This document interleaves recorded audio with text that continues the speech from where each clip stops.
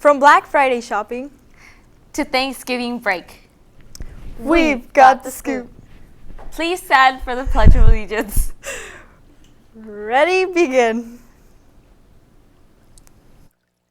I pledge allegiance to the flag of the United States of America and to the republic for which it stands, one nation, under God, indivisible, with liberty and justice for all.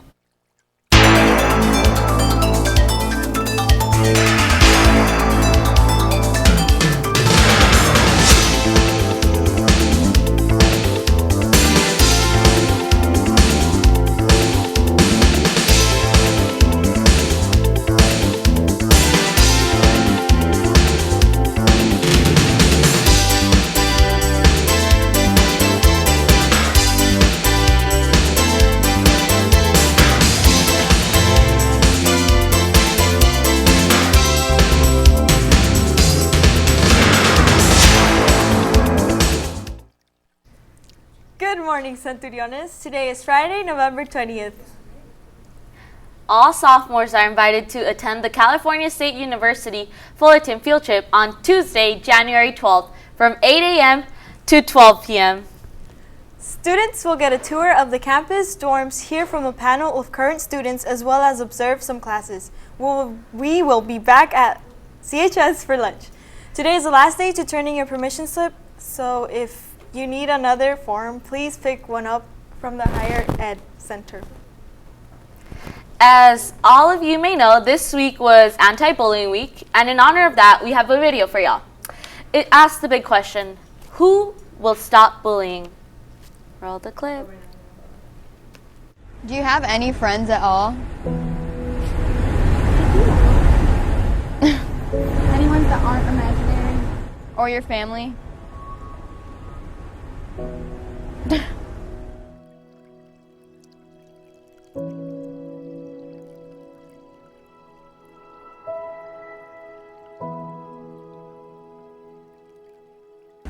I know a bunch of people from your dance team, and they said that they just pretended to be sick so they didn't have to go to your birthday party. Didn't you audition for the musical? Yeah? People told me that you sounded like a dying pig. Did you think you were going to get a part? Well, you definitely do need makeup. How is she doing that? You want somebody to do that to you? You think it's funny? Have fan accounts for it. It's so weird. Like, have anything nice to say?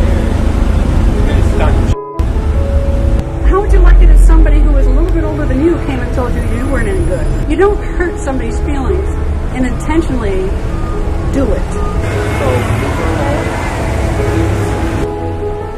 Everyone at school calls you a freak because all you do is read and you don't talk to anyone. Most of them. You keep reading. That's where I'm not. It's that stuff that you're doing that brings people's self-esteem down.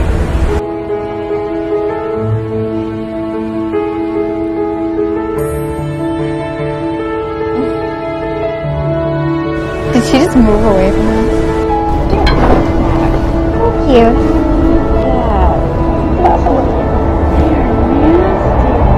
want to come and sit with me on the bus if you go to this bus? Only weird people go to that.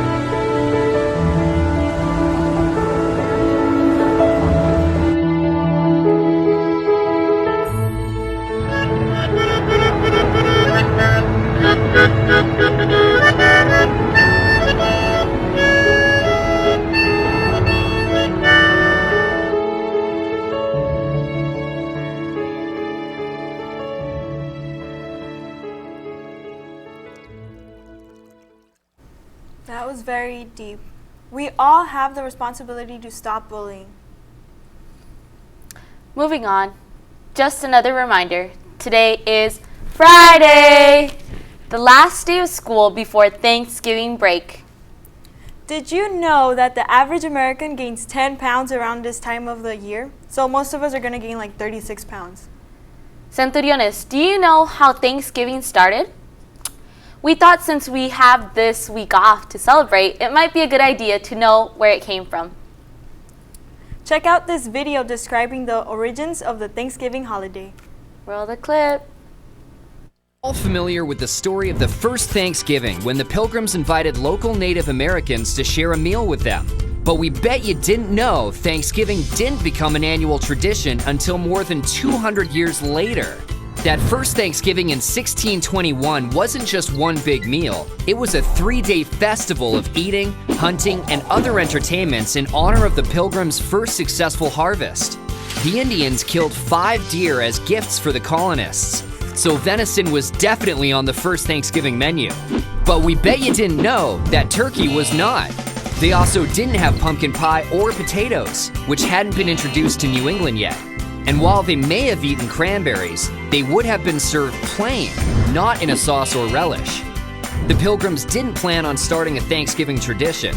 In fact, they didn't repeat the November celebration in subsequent years. In 1789, President George Washington announced the first ever national Thanksgiving holiday, which took place on Thursday, November 26th. But it didn't become an annual tradition nationwide until the 19th century.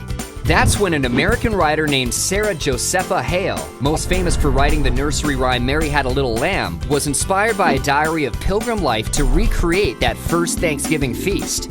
Beginning in 1827, Hale waged a nearly 30-year campaign to make Thanksgiving a national holiday. She also published recipes for pumpkin pie, turkey, and stuffing that probably didn't appear on the Pilgrims' plates, but would become the staples of modern Thanksgiving meals. In 1863, in the midst of the Civil War, President Abraham Lincoln announced that the nation would celebrate Thanksgiving every year on the final Thursday in November.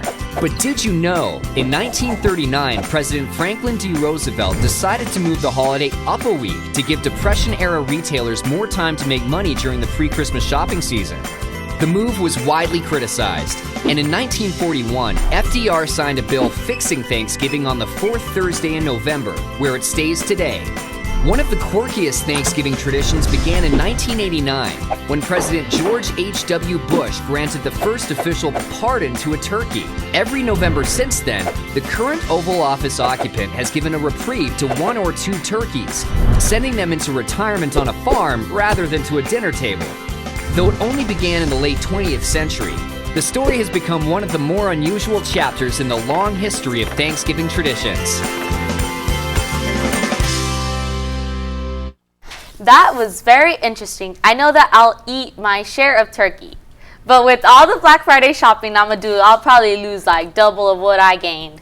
Speaking of Black Friday, Mr. Silverman has a Black Friday special for y'all.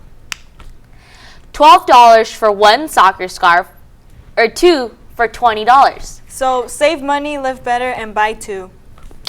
They're available in room 402. I'm so excited for the winter sports season. I'm definitely going to pick up one of those soccer scarves. Not only do we have boys and girls soccer coming soon, but also boys and girls basketball and wrestling. These athletes are working hard to represent Century on the courts, fields, and mats.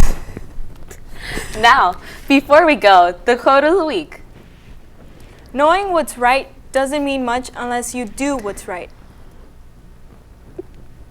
By Theodore Roosevelt.